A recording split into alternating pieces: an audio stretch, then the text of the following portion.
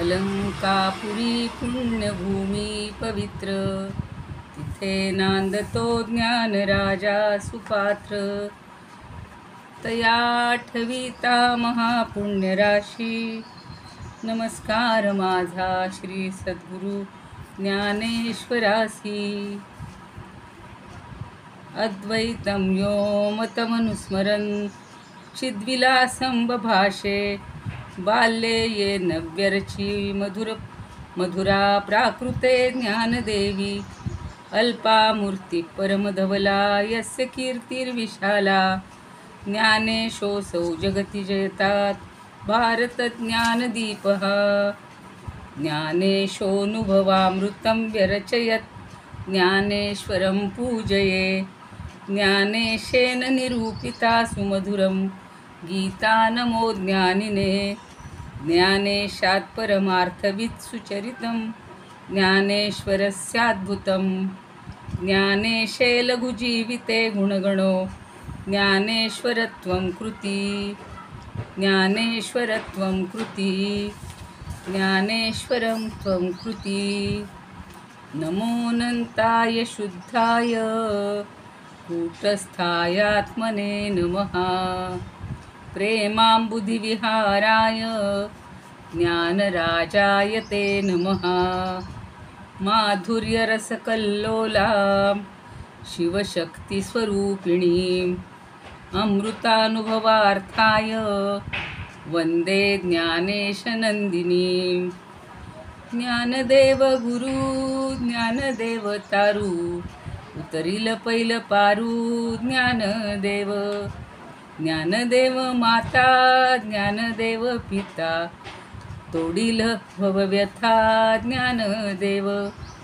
ज्ञानदेव माता ज्ञानदेव पिता, तोडील भवव्यथा ज्ञानदेव. ज्ञानदेव माझे सोयरे धायरे, जीवलग निर्धारे ज्ञानदेव. सेना म्हणे माझा ज्ञानदेव निधान, दाविली निज खूण ज्ञानदेवे. ज्ञानदेव माझा देव माझे सोयरे धायरे, जीवलग निर्धारे ज्ञानदेव. सेना म्हणे माझा ज्ञानदेव निधान, दाविली निज खूण ज्ञानदेवे. भजे ज्ञानदेवं भजे ज्ञानदेवं, भजे ज्ञानदेवं भजे ज्ञानदेवं.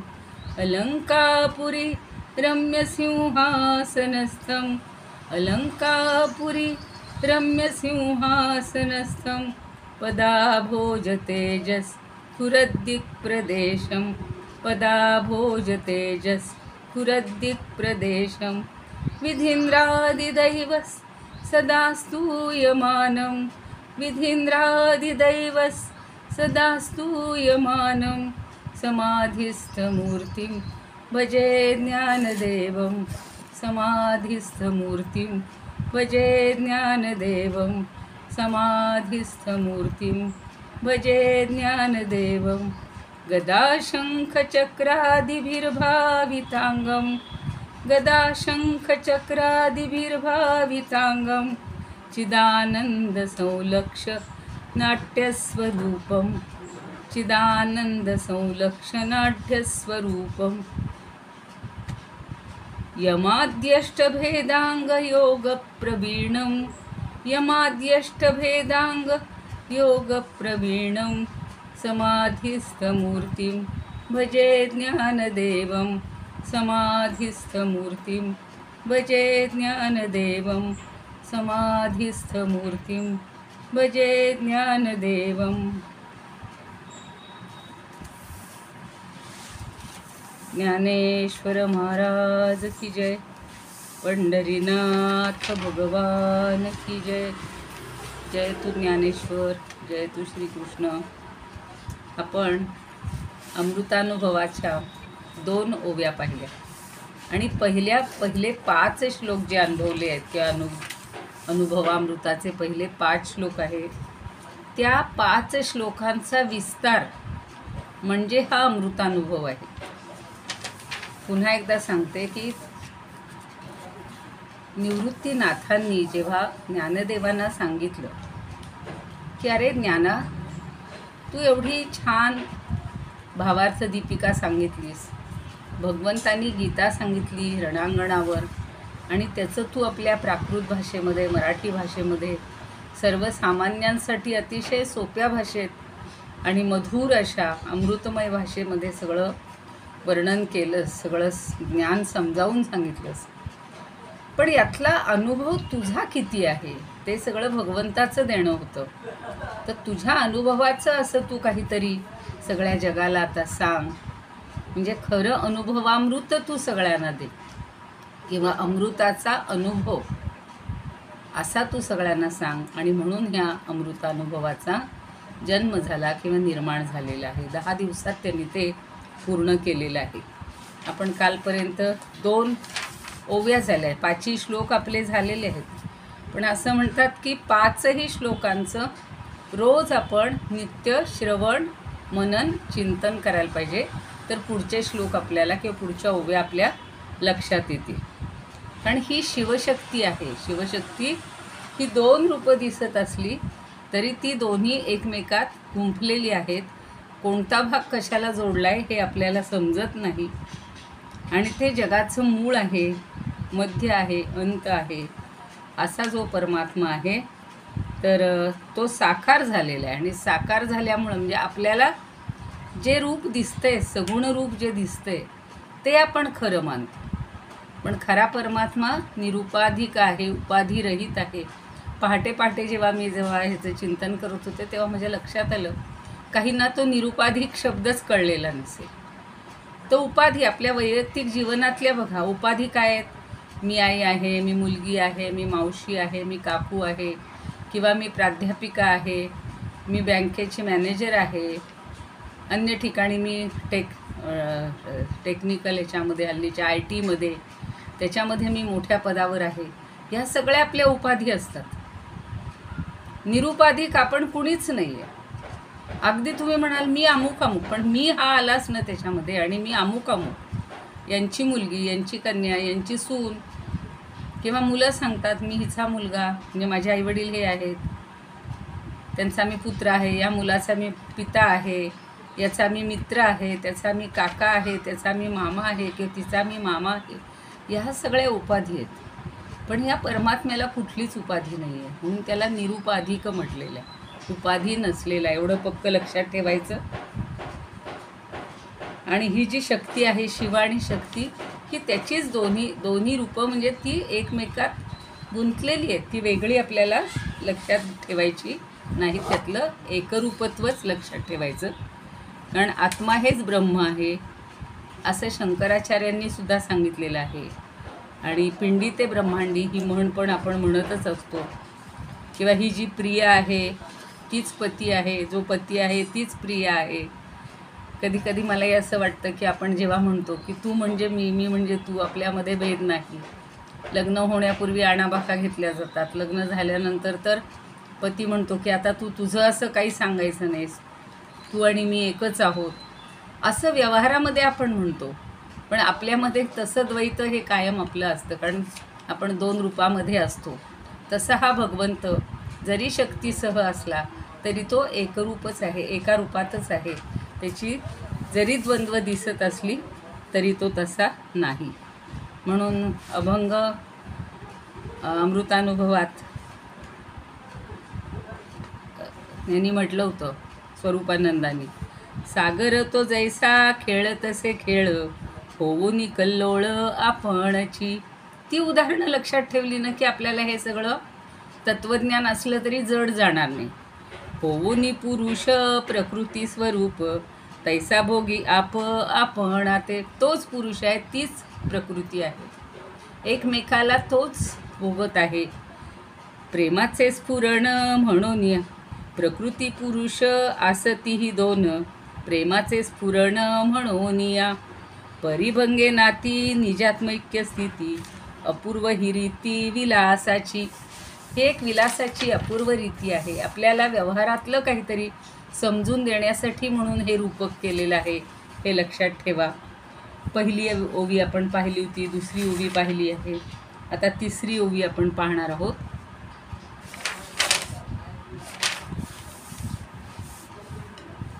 आवडीचे निवेगे, आवडीचे निवेगे, एका ते गिळिता हे अंगे, एका ते गिळिता हे अंगे. अंगे असा शब्द आहे, काहींनी अंगे केले, त्यामुळे तो थोडा मला म्हणायलाही जड वाटायला लागले. एका ते गिळिता हे अंगे, की द्वैताचे निपांगे. बघा सगळी तशीच रचना आहे, वेगे अंगे पांगे. की द्वैताचे निपांगे, उगविते आहासी, उगविते आहासी. ही तिसरी ओवी आहे. उगळिते आहासी. आता आपण ह्यातले शब्दार्थ काही फारसे अवघड नाही आहेत. पांगेचा अर्थ आहे संबंधाने. आवडीचे नि वेगे, वेगे शब्द आपल्याला माहिती आहे, वेगाने. आणि एका ते गिळिता हे अंगे, अंगे म्हणजे आपले अवयव. आणि की द्वैताचे नि पांगे, पांगे म्हणजे संबंधाने. हे जे द्वैत दिसते त्याच्या संबंधाने. उगळिते आहासी, उगळिते म्हणजे प्रगट होतात. आश्रयाने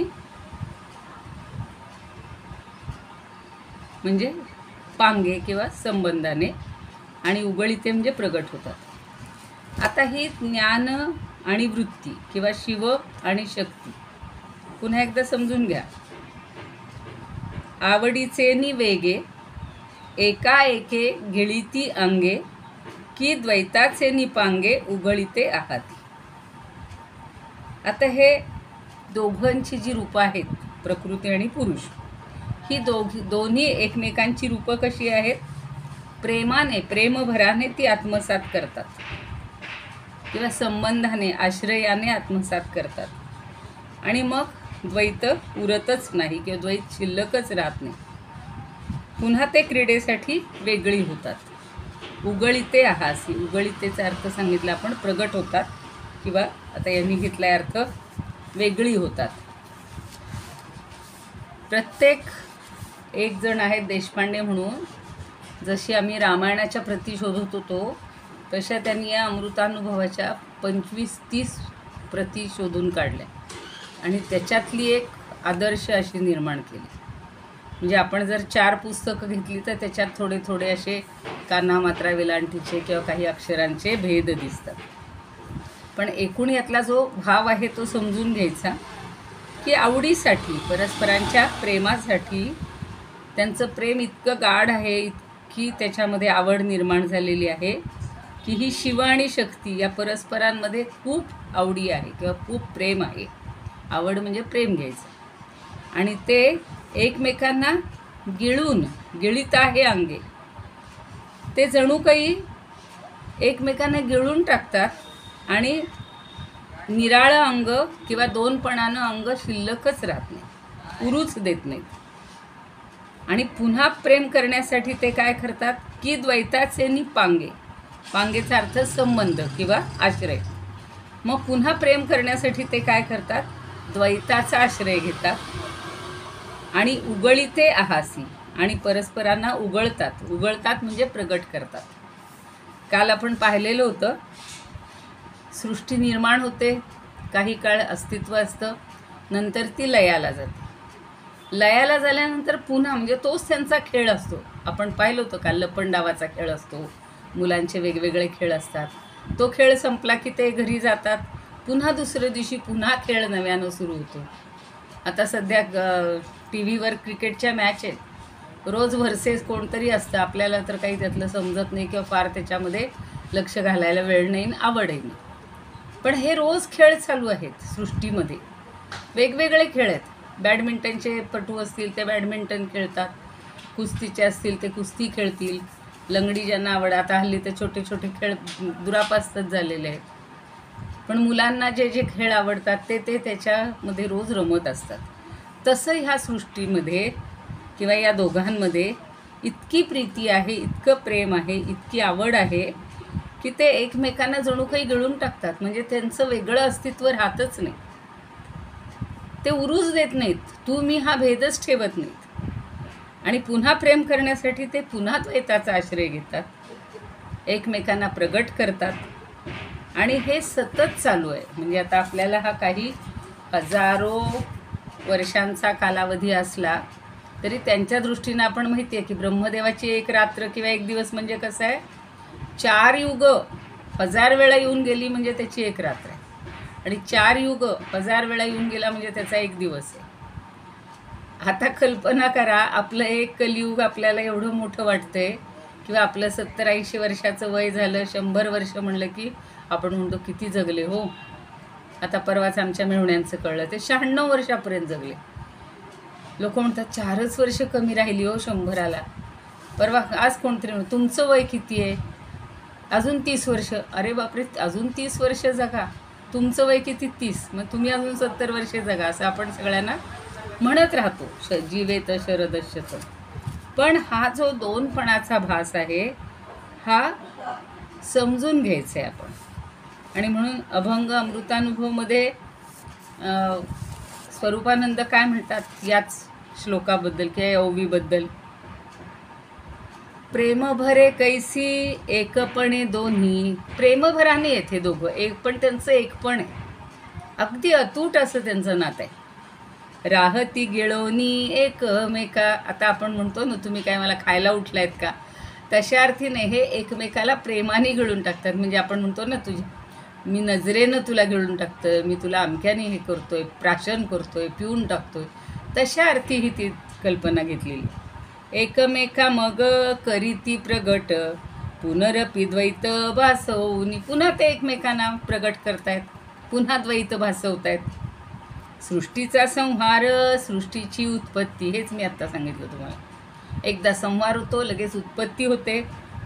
घडे ऐशारीती अखंडित. आणि हा अखंड कृतियज्ञ किंवा सृष्टीचा यज्ञ चालू आहे, अखंड. सर्व संहाराचा ऐशा परिसाचा अखंडतयांचा खेळ चाले.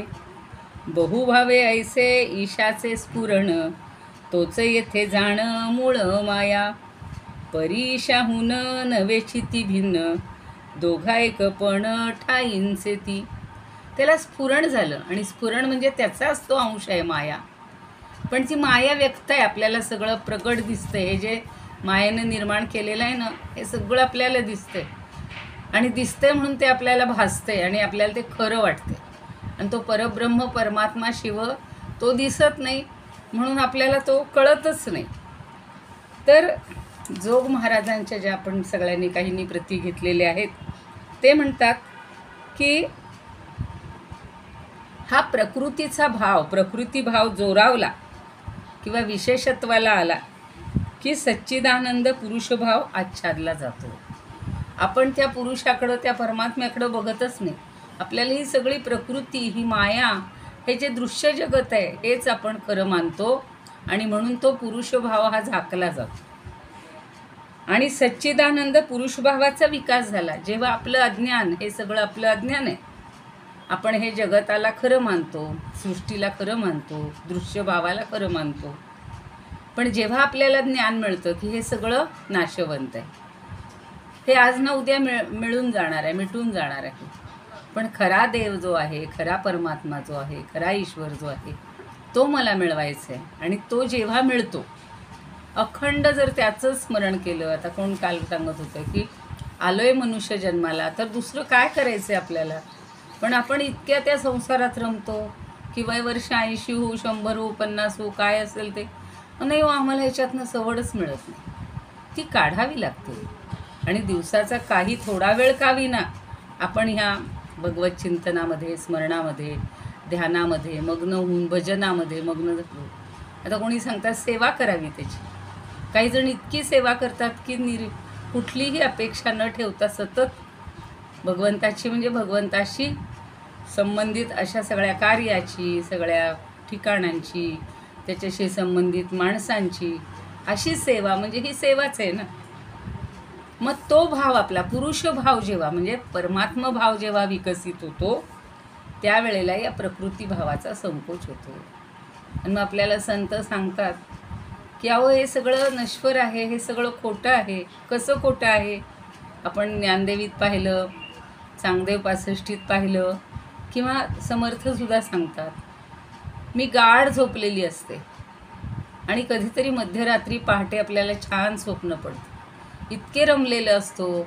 आता मला तशी नाही पडत, पण काहींना, मला काय कोटीची पूर्वी लाखाची असायची लॉटरी लागली आणि म्हणून मी त्याच्यात अगदी आनंदी रमून गेलेले असते. आणि पहाट झाल्यानंतर लक्षात येतं, मी काही मागायला जाईन का? माझं लॉटरीचं तिकीट लागलेलं, मला द्या बरं पैसे. नाही, ते खोटं आहे हे आपल्याला समजतं. आणि आपल्यालाच हसू येतं की नाही, आपण कशात रमलो होतो हो. किती वेळ त्या स्वप्नात मी रमून गेले होते, की कोणी आपल्या आवडीचे पाहुणे असतील, आपली आईवडील असतील, आपली भावंडं असतील, खूप दिवसात भेटले नसतील आणि स्वप्नात आपण भेटलो आहे, खूप मजा करतो आहे, आनंद करतो आहे, छान छान पक्वान्नाचा ताव मारतो आहे. हे सगळं स्वप्नात अनुभवलं आणि आपण इतके अंगावर शहारे आले, आपण रमून गेलो. आणि पहाट झाली, सकाळ झाली तर काय, पाहुणे नाहीत, आई नाही, वडील नाही, भावंड नाही, मित्र नाही, कोणीच नाही. असं हे जे आहे असं हे या पुरुष आणि प्रकृतीचं सगळं स्वरूप आहे. की तो पुरुषाचा भाव जेव्हा प्रगट होतो तेव्हा ही प्रकृती भाव नष्ट होतो. आणि त्या दोघांच्या विलासासाठी हा सगळा आपल्या ठिकाणी भास होत असतो. म्हणजेच काय की इदम रूपम म्हणजे रूपक, म्हणजे रूप म्हणजे चांदी, शिंपली असते, शिंपला किंवा शिंपली म्हणतात, आणि त्याच्यात चकचकीत भाग असतो. तर आपल्याला वाटतं ही चांदी आहे, हे रूप आहे. आणि हातात घेऊन पाहिलं तर तो शिंपला असतो, शिंपल्याच्या आतच चांदीसारखा चमकणारा भाग असतो. मग जसं जसं शिंपीचं अज्ञान वाढत जातं तसं तसं रूपेपणाची कल्पना स्वच्छ होते की हे रूप वेगळं आहे. आणि ज्या वेळेला रुपयाचा भाव आच्छादला जातो, झाकला जातो, तेव्हा आपण त्या शिंपल्यालाच खरं मानत जातो, शिंपल्याचं ज्ञान स्पष्ट होत जातं. असं हे आहे. तसंच जसं जसं या मायेचं ज्ञान आपलं संपत येतं, कमी होतं, त्यावेळेला आपल्याला परमात्म्याचा भाव किंवा परमात्म्याचं रूप हे लक्षात येतं. आणि प्रकृती आणि पुरुष ही एकमेकांचा संकोच किंवा विकास दाखवतात. कधी हिचा संकोच होतो, कधी तिचा विकास होतो, कधी त्याचा विकास होतो, कधी त्याचा संकोच होतो. आणि व्यवहारात पुरुषभावाचा संकोच होतो तेव्हा प्रकृतीभाव विशेषत्वानं जाणवतो आणि त्यावेळी हे द्वैतात्मक जगत भासू लागतं. सगळं द्वैत आहे ना. ते बघा ना, समोर असणारी व्यक्ती वेगळी, मी वेगळी, त्यांचं घर वेगळं, माझं घर वेगळं, हे सगळं द्वैत आहे आपल्यामध्ये. त्यांचं शिक्षण वेगळं, माझं शिक्षण वेगळं. समोर असणाऱ्या व्यक्तींमध्ये, प्राण्यांमध्ये, पशूंमध्ये, झाडांमध्ये, वृक्षांमध्ये, सगळ्यांमध्ये, फळांमध्ये, फुलांमध्ये किती भिन्नता आहे. हे सगळं द्वैत आपल्याला अज्ञानामुळं भासत असतं. एक डॉक्टर व्ही. कुलकर्णी म्हणून आहेत, ते असं म्हणतात की शिवशक्तीची एकमेकांवर एवढी प्रीती असते की ते एकमेकांना गिळून टाकतात. जे आत्ता सांगितलं तेच, पण प्रत्येकजण वेगळ्या शब्दात सांगतो. आणि ती इतकीशी सुद्धा सहन होत नाही. म्हणजे काय, दूरपणा किंवा दुरवस्था नाही, दूरता. म्हणजे ती प्रकृती पुरुषापासून क्षणभर सुद्धा विलग होत नाही. त्यांना तो विलग किंवा विरह सहनच होत नाही. आणि ते म्हणून ते एकमेकांना गिळूनच टाकतात की माझी कुठंच जाता कामा नये, माझी प्रकृती माझ्याजवळच पाहिजे, कारण ती दोन्ही मिळून एकच आहे. आणि प्रीतीच्या आस्वादनासाठी ते एकच होत नाहीत किंवा एकही होत नाहीत. ते द्वैताची पण त्यांना आवड आहे आणि द्वैताच्या आवडीनं एकमेकांना आत बाहेर काढत असतात. म्हणजे मगाशी काल सांगितलं तसं किंवा मगाशी सांगितलं तसं आत बाहेर काढतात. म्हणजे त्या सृष्टीचा पूर्ण संहार होतो आणि पुन्हा ती सृष्टी निर्माण होते. म्हणजे शिवाच्या चैतन्याच्या पोटात ती शक्ती किंवा प्रकृती असते आणि ती शक्तीच्या प्रकृतीच्या पोटात चैतन्य असतं. म्हणजे दोघं एकमेकांमध्ये लपलेले आहेत म्हणा किंवा सामावलेले आहेत. ते गिळतही असतात आणि एकमेकाला प्रगटही करत असतात. अशी ही क्रिया एकाच वेळेला म्हणजे पाठोपाठ चालू असते. जेवढं सांगाल तेवढं एका श्लोकावर खूप आहे. असंही वाटतं की आपण जसे सुरुवातीला काही फक्त अर्थ पाहत होतो, पुढे जावं, एखादं उदाहरण घ्यावं. सुरुवातीचा जरा हा पाया पक्का होण्यासाठी अनेकांची मतं आपण घेतो आहोत. आता चौथी जी ओवी आहे ती बघा. जे एकची नव्हे एकसरे, जे एकची नव्हे एकसरे, दोघा दोन पण नाही पुरे, काय नेणो साकारे स्वरूप जिये. आता बघा, हे जेव्हा साकार होतात तेही आपल्याला समजत नाही. जे एकची नव्हे एकसरे, एकसरे म्हणजे एकसारखे किंवा सतत. ते सतत एकसारखे नसतात किंवा एकच नसतात. काय होतं, दोघा दोन पण नाही पुरे. पण ते जेव्हा दोघं वेगवेगळे जाणवतात, दोघांचं दोनपण हे तेही पुरत नाही. म्हणजे ज्ञानवृत्तीच्या मुळं या दोनपणा जरी आला तरी तोही तो पुरत नाही किंवा तोही जास्त काळ टिकत नाही. आणि मग हे काही सांगताच येत नाही की हे दोन आहेत का हे एक आहेत. पण अगदी पहिल्या ओवीत ते सांगितलेलं होतं की ते अभेद भावानं राहतात, त्यांच्यामध्ये भेद नाही आहे. आत्ताही पाहिलं आपण थोड्या वेळापूर्वी की प्रीतीच्यामुळं किंवा एकमेकांच्या आश्रयामुळं परस्परांचं प्रेम त्यांचं इतकं गाढ आहे की ते एकमेकांना अगदी गिळून टाकतात. म्हणजे त्यांचं वेगळेपण शिल्लक ठेवूच शकत नाही, ठेवतच नाहीत. म्हणजे आत्मस्वरूप असं हे सदा सर्वदा एकरूपच असत नाही. ते ज्ञानवृत्तीमुळं कधी कधी दोनपणाला येतं, म्हणजे दोन भासतं. दोघा दोनपण नाही पुरे. पण हे दोनपण सुद्धा पुरं नसतं, पुरेसं नसतं. मग काय होतं, काय नेणो साकारे. मग ते साकार होतात. ते नेणो म्हणजे समजत नाही, सांगता येत नाही. म्हणजे ते कसे साकार होतात हेही सांगता येत नाही. ते एकरूपच असतात हेही आपल्याला समजत नाही. ते दोनपणाला येतात हेही आपल्याला कळत नाही. तुम्ही म्हणाल काय हे, मग कशाला हे असं लिहिलं आहे सगळं. हे सगळं ज्ञानदेवांनी अनुभवलेलं आहे. आता ही ज्ञानवृत्ती म्हणजे काय आहे, एक 64 नावाचा जो ग्रंथ गुलाबराव महाराजांनी लिहिलेला आहे ते त्याचं थोडंसं स्पष्टीकरण करतात. ज्ञानवृत्ती म्हणावे दोन, तरी एकची असे ज्ञान, आणि एक म्हणावे तरी वृत्तीज्ञान, दोघे म्हणून साकार निवडता नाहीये.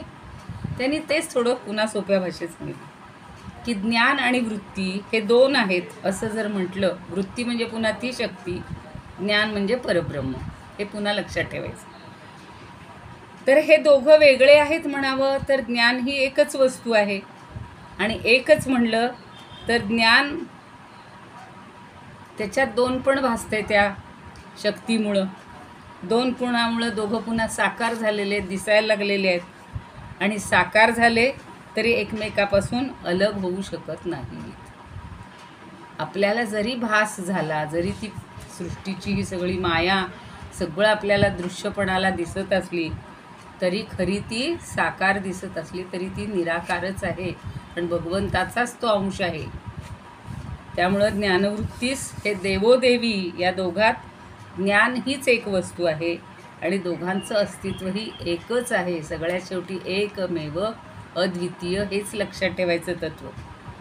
दोन वस्तू, दोघांचं अस्तित्व हे निरनिराळं नाहीच, हे पक्क लक्षात ठेवायचं.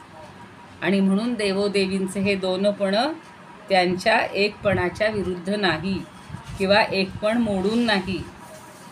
ते एकच आहेत पण तरीसुद्धा दोन भासतायत. ते निराकार आहेत पण तरी साकार वाटत आहेत. आणि ते साकार वाटत आहेत पण खरे ते निराकार आहेत, त्यांना आकार नाही. परमात्म्याला आकार आहे का कुठला? नाही. आणि ज्ञानदृष्टीने जेव्हा ज्ञान होतं तेव्हा हा अद्वैताचा आणि द्वैताचा सगळा विरोध संपतो. म्हणजे अद्वैत खरं आहे आणि द्वैत खोटं आहे हे सगळं भासमान. अद्वैत खरं ते खरंच आहे. जसं सोन्याला सोनंच म्हणतो आपण, मग त्याचे असंख्य दागिने बनवले तरी ते काही वेगळे नसतात, त्यात सोनंच असतं. हे आपण उदाहरणं सगळी पूर्वी पाहिलेली आहेत. तसं हे द्वैत कसं आहे, भोवऱ्यासारखं आहे. पाण्यामध्ये असे भोवरे तयार होतात ना, समुद्रामध्ये, नद्यांमध्ये, झऱ्यांमध्ये, तर ते पाणी शांत झालं की तो भोवरा संपतो. मग भोवरा हे द्वैत दिसत असलं तरी ते खरं एकच असतं, जलच असतं, पाणीच असतं. आणि म्हणूनच ह्या देव आणि देवी किंवा शिव आणि शक्ती यांच्यामधली अद्वैत स्थिती कधीही मोडत नाही किंवा नष्ट होत नाही. शंकराचार्य सोप्या शब्दात सांगतात की त्यांच्या मताप्रमाणे अद्वैत आहे, पण ते अज्ञानी माणसाला अद्वैत न दिसता द्वैत दिसतं. अजूनही आपण अज्ञानीच आहोत. जर आपल्या मनाची अशी स्थिती झाली की हे विश्वची माझे घर, ऐसी मती जयाची स्थिर, हो की नाही, असं जेव्हा होईल, या विश्वातलं प्रत्येक जण, आता काल मी ते वर्णेकरांचं शेवटी काव्य म्हणून दाखवलं होतं, तेव्हापर्यंत आपला वर्गच संपला. तर ते सांगतात की प्रत्येकामध्ये तुम्ही ज्ञानदेव बघा. आता आपल्याला सांगतायत की ज्ञानदेव प्रत्येकामध्ये बघा. जसं आपण म्हणतो की भगवंत प्रत्येक रूपात बघा. या छोट्या छोट्या मुलांना मी हे सांगते ना मनाचे श्लोक, तर तेव्हा काल ते असे छोटे छोटे मुलं बसलेले होते समोर. म्हटलं तुझ्यामध्ये राम आहे, तुझ्यामध्ये राम आहे, तुझ्यामध्ये राम आहे, तुझ्यामध्ये राम आहे. तू प्रत्येकामध्ये राम आहे असं समज. राम म्हणा, शिव म्हणा, जो कुठला तुमचा देव लाडका असेल ते समजा, म्हणजे आपल्याला भेदभाव संपेल. हा भेदभाव असल्यामुळं आपल्याला शंकराचार्य सांगतायत हे द्वैत दिसतंय, अन्यथा द्वैत कुठेही नाही. सर्वाभूती एकच परमेश्वर आहे, ही जी भावना आहे ती आपल्यामध्ये रुजली पाहिजे. मग त्या जावाजावात भांडणं होतील का हो, नंदा भावजयात भांडणं होतील का हो, सासू सुनेत भांडणं होतील का हो, किंवा पुरुषांमधली जी सगळी नाती आहेत त्याच्यामध्ये होतील का, भावाभावात. आता काय कैली सगळे फक्त उत्तर देतात याला कलियुग आहे. आपण रामाला 3 भाऊ होते, त्यांनी कधी एकमेकांशी भांडण केलं का हो, कुणाला काही हिरावून घेतलं का, मिळालेलं त्यांनी देऊन टाकलं. ही वृत्ती आहे ना, ही साम्यत्वाची आहे, एकपणाची आहे, अद्वैतपणाची आहे. तो स्वतः समजावून सांगतो की कैकेयी माता माझी अत्यंत लाडकी, आणि कैकेयीला सुद्धा राम अतिशय प्रिय होता.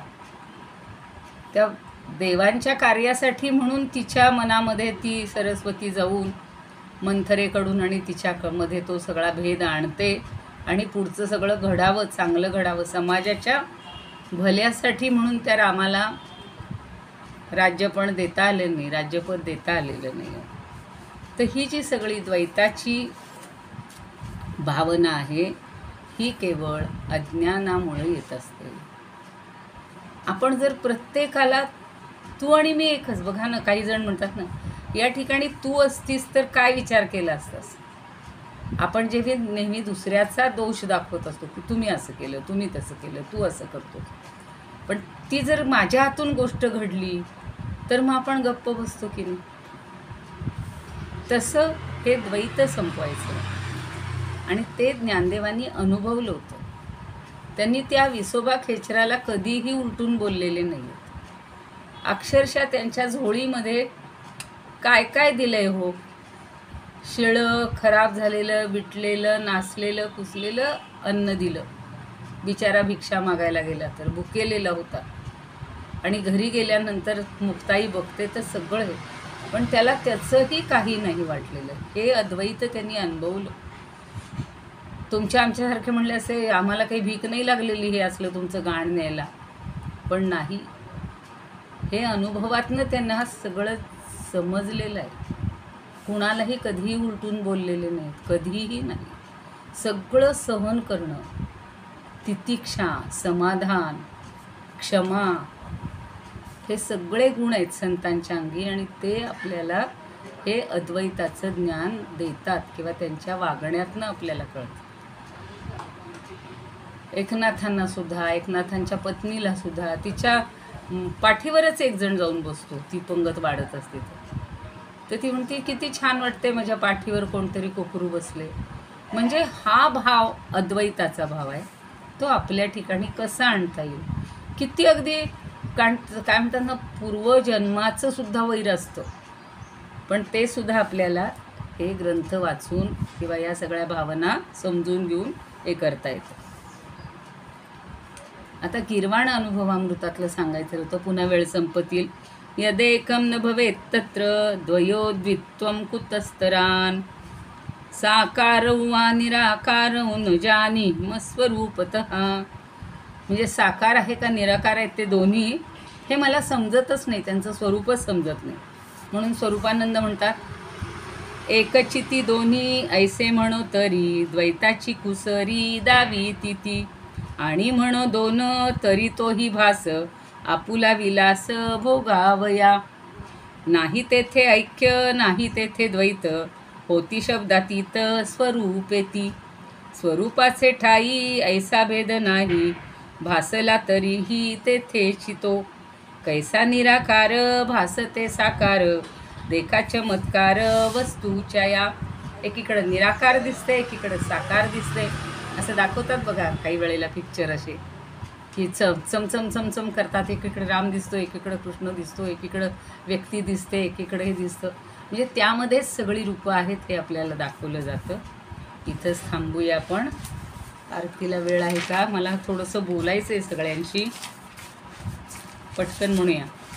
जय देव जय देव जय ज्ञान सिंधू नामस्मरणे तुमच्या तुटे भवभि बंधू. जय देव जय देव. 1400 वरुषांचे तप्ती तिरवासी येऊन चांगदेव लागती चरणासी. करुणी कृपा देवे अनुग्रहिले त्यासी देऊनी आत्मज्ञान केले सहवासी. जय देव जय देव जय ज्ञान सिंधू नामस्मरणे तुमच्या तुटे भवबंधू. जय देव जय देव. समाधी समयी सकळ समुदाय घेऊनी सुखद आले पंढरीराय. दारी अजान वृक्ष सुवर्ण पिंपळ असुमाय जाणूनी महिमा निळा चरणा तळी राहे. जय देव जय देव जय ज्ञान सिंधू नामस्मरणे तुमच्या तुटे भव बंधू. जय देव जय देव. शेवटचे 1 मिनिट राहिले, बोलून घेते. सगळ्यांना पुन्हा एकदा धन्यवाद देऊया आणि सगळेजण मोठ्या संख्येनं हजर होत आहे त्याचा आस्वाद घ्या. आपण जी पारायणाची पद्धत सुरू केलेली होती, मला खूप जणांचे फोन येत आहेत. एक दिवस आपल्याला ओपन ठेवायला पाहिजे होता की आमचं पारायण संपलेलं आहे असं आता आपण गृहीत धरू. काल परवापर्यंत काहींचं पारायण चाललेलं होतं, पुन्हा त्यांचं सुरू झाले. तर आता आपण चक्री पारायण न करता प्रत्येकानं आपल्या आपल्या पद्धतीनं ज्ञानेश्वरीचं वाचन चिंतन मनन सुरू ठेवायचं. ज्याला 300 ओव्या म्हणता येत असतील त्यांनी रोज पहिल्या अध्यायापासून सुरू करा. अर्थासह बघा, त्याच्यातले एखादी ओवी आवडली असेल तर त्या ओवीवर काही 2 ओळी लिहा किंवा तुमचा अनुभव असेल तर लिहा. असं हे सुरू करूया आणि जेव्हा ज्याचं पारायण संपेल ते स्वाधीन असेल. आता असं बंधन नाही घालायचं. तर ही अखंड प्रक्रिया चालू राहू द्यात. चांगदेव 65 सगळ्यांची पूर्ण झाली असेल आणि आता अमृतानुभव पण प्रत्येकाकडे पुस्तक असावं, ग्रंथ असावा. त्याचं रोज इथं जरी वाचलं, इथं जरी ऐकलं तरी घरी पुन्हा एकदा वाचा, त्याचं चिंतन करा. 1 किंवा 2च ओव्या होत असतात तर तेवढ्याचा आपण आनंद घेऊयात. कुणाला काही बोलायचं असेल क्षणभर तर बघा हात वर करा, नाही तर मग वेळ संपली की पुन्हा काहीच बोलता येत नाही. म्हणून मी आज मुद्दाम 1 मिनिटभर थांबलेली आहे. दादा कुणाला काही आहे हातवर किंवा हे संपलीच आहे वेळ बहुतेक? आहेत का दादा?